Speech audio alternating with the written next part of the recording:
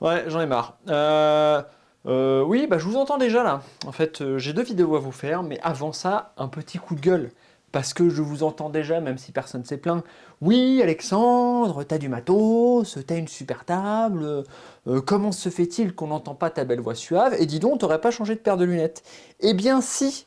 Sauf que, autant j'ai le temps de changer de paire de lunettes, autant j'ai pas le temps de faire des vidéos parce que je suis dans un moment très chiant de la part de l'édition, la partie édition un petit peu d'un jeu de société, une partie dont je vous ai jamais parlé, et dont on va faire d'ailleurs deux vidéos. Je vais faire une première vidéo là maintenant tout de suite, et après j'en enchaîne avec une autre que vous verrez, vous, demain ou après-demain, on verra.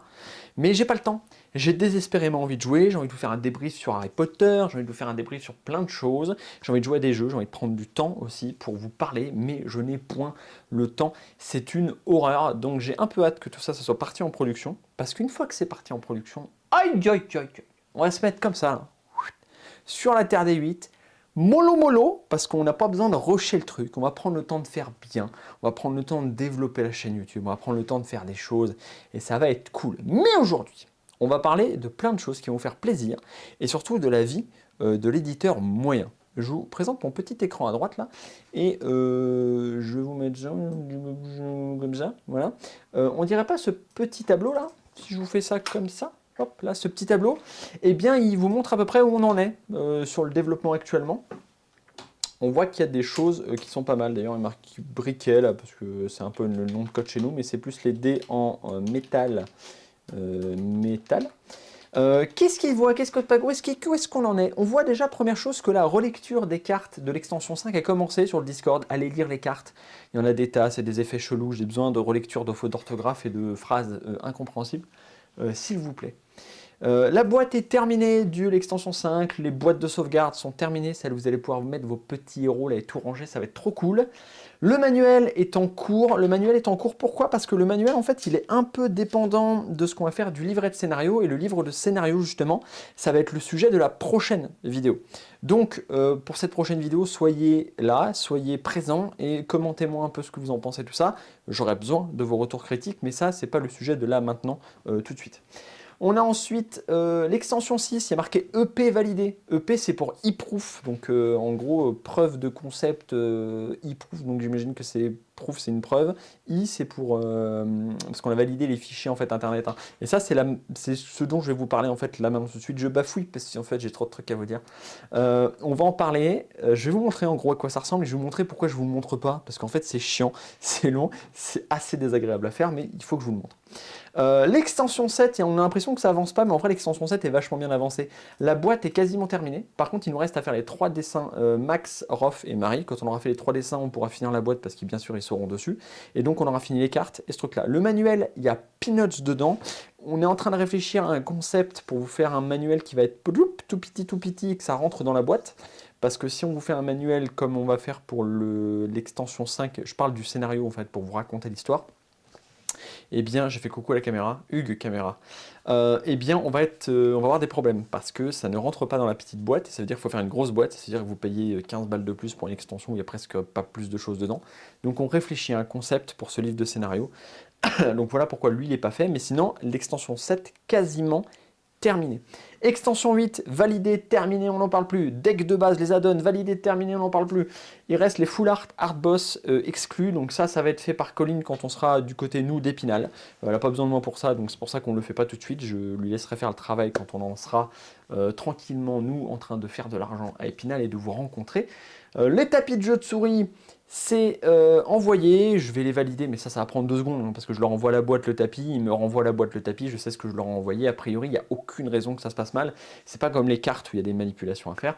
Le reprint, validé pour les cartes, pour les planches, c'est validé. Par contre, on a fait remplacer donc les cartes qu'on reprint dans les nouveaux exemplaires qu'on va imprimer, donc en fait, on a réécrit certaines cartes dans les extensions 1 à 4 et le jeu de base, mais les réimpressions du jeu de base et les extensions 1 à 4 vont déjà avoir ces nouvelles cartes. Donc on ne reprint que pour ceux qui auraient déjà acheté le jeu, et donc nous on vous les enverra avec les Kickstarter, ces machins-là. Ce qui veut dire concrètement que j'ai validé déjà la planche qui va servir d'imprimer cette vingtaine de cartes, et ils vont me renvoyer toutes les planches de toutes les extensions avec les nouveaux exemplaires des cartes. Donc il faut que je revalide toutes les cartes de toutes les extensions 1 à 4 et le jeu de base, ça va être long et chiant, mais c'est pas grave, c'est mon travail. Le dé en métal, les dés en métal, Frangin m'a dit que le moule allait bientôt être validé, donc on va bientôt recevoir les prototypes, en gros le premier tirage, voir un peu ce que ça donne, et après ça part en prod. Donc concrètement, on est pas mal niveau timing, on a encore du taf, mais on est pas mal niveau timing, je pense qu'on va être bien, on va y avoir une dernière grosse phase de relecture pour vous, pour les livres de scénario, rechercher les fautes, ça va être hyper important, et puis après, on sera prêt à partir, hein, on a terminé le travail, ça c'est cool. Mais je vais vous montrer un petit peu c'est quoi la vie de l'éditeur lambda. En fait, ce que je fais là actuellement, et ce pourquoi je fais pas de vidéo, parce que c'est chronophage et parce que c'est pas drôle, mais vous allez voir, vous êtes hyper hypé là par cette incroyable tâche dont je vais vous parler tout de suite, c'est qu'en fait, moi, mon petit imprimeur à moi, il m'envoie ce genre de fichier là. On est dans production, on est dans caisse numéro 2 bien sûr, et on va prendre l'extension 8, parce que c'est la vôtre, c'est vos cartes à vous, vous les avez créées, et je reçois des super planches dans eProof. Moi, j'envoie en fait tous les fichiers PDF un à un de toutes les cartes. Okay, et je lui dis, il me faut tant d'exemplaires de ça, c'est ça le dos de la carte, etc. etc. Sauf que bien sûr, il y a des ratés, sinon c'est pas drôle. Donc moi, je reçois des énormes planches comme ça, pouf. Donc là, il y a Adobe qui va me dire, oui, machin, t'es connecté sur trop d'ordinateurs. Non, même pas, ok. Je reçois des planches comme, voilà, il le sait moi, pouf, déconnecté. Je reçois des planches comme ça, et donc je vérifie que toutes les cartes, une à une, sont présentes. Ensuite, je vérifie que les dos en face sont bons. En plus, il y a des petits effets qui se coulent. Vous voyez, par exemple, là, si je prends cette ligne ici, donc là, j'ai monstre, intermédiaire, puissant, puissant, puissant, et après, j'ai des héros novices. Donc, c'est le dos des decks classiques, et après, j'ai 3 dos de héros, de monstres puissants, puis un dos d'ennemis intermédiaires. Donc, je vais là, et je dis, ok, ça, c'est bien intermédiaire. Vous voyez qu'en plus, c'est inversé. Sinon, c'est pas drôle. Regardez, je vous remonte un peu. Est-ce que je peux vous le... Pouf, pouf, parce que moi, je vous dérange. Hop, oh, ah, bougez pas, je me cache. Regardez, comme ça, je vais pas vous embêter. Hop. On voit ici que intermédiaire, puissant, puissant, puissant, deck de base, deck classique, deck classique, deck classique. Et je fais ça pour toutes les lignes, une à une. Et à côté de ça, j'ai un petit Excel qui coche au fur et à mesure que j'ai bien vu toutes les cartes de l'extension en un exemplaire.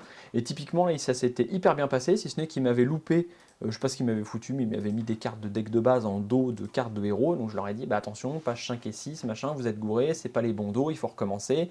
Et quand ils recommencent, qu'est-ce que je fais?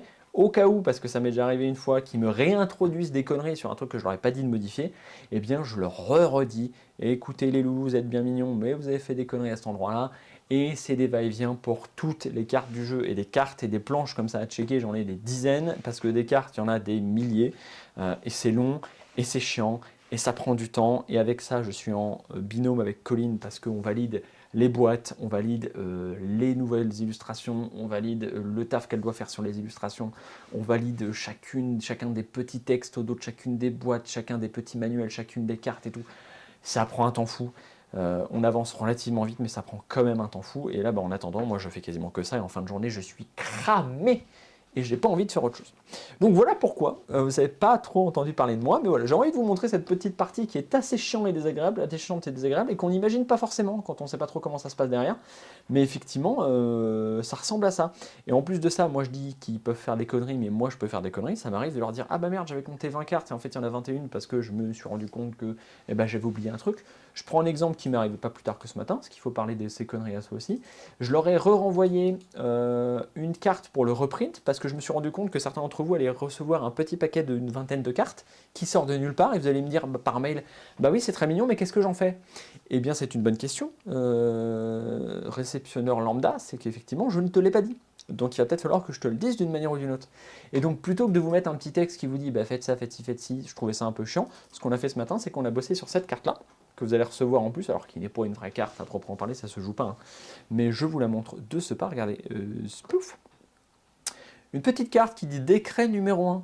Ce décret contient 20 capacités revisitées par l'ordre de Veillel. Donc imaginez que ça c'est la première carte de votre petit deck de reprint. Après de minutieuses analyses, nos érudits ont jugé que certaines étaient trop instables. d'autres trop incontrôlables et quelques-unes défiant les lois même de l'équilibre. Dans sa grande sagesse, Lord de Veil vous accorde son pardon pour vos usages inconsidérés, mais vous ordonne immédiatement de corriger votre maîtrise en adoptant ces nouvelles versions. Refuser cet ordre reviendra à défier l'ordre lui-même, et vous savez ce qu'il advient des mages renégats. Voilà, vous aurez une petite carte sympatoche pour ceux qui auront subi un mauvais équilibrage de la part de Paria. C'est toujours plus chouettos quand ça se passe comme ça. Donc voilà, ça c'est aussi des erreurs qui peuvent venir de moi, des erreurs qui peuvent venir d'eux, et ça faut revérifier, revérifier, parce que suffit qu'on fasse une connerie, et on imprime 3 ou 10 000 ou 12 000 exemplaires suivants, qu'est-ce qu'on imprime, d'un truc qui est tout pourri. Donc c'est beaucoup de stress, c'est beaucoup de tension, et c'est les yeux revolver, on n'a pas le droit de cligner des yeux, et ça c'est cool. Donc voilà, petite vidéo sympatoche pour vous parler de ma vie nulle d'éditeur, parce que quand je vous parle de ma vie d'auteur bien, bah, c'est cool, mais quand je vous parle de ma vie d'éditeur nul, et bah, il faut le dire aussi de temps en temps, c'est chiant, c'est crevant, c'est fatigant, mais ça fait aussi partie du métier. Pas la partie la plus fun, mais la partie sans aucun doute probablement la plus importante en tant qu'éditeur, cette vérification-là, parce qu'après tu payes, et après c'est imprimé, et après c'est mort, c'est trop tard. On vous fait, en tout cas je vous fais des gros poutous, prenez soin de vous, je suis même pas centre-mus, c'est pas grave. Et vous le savez, surtout, vous jouez à des jeux.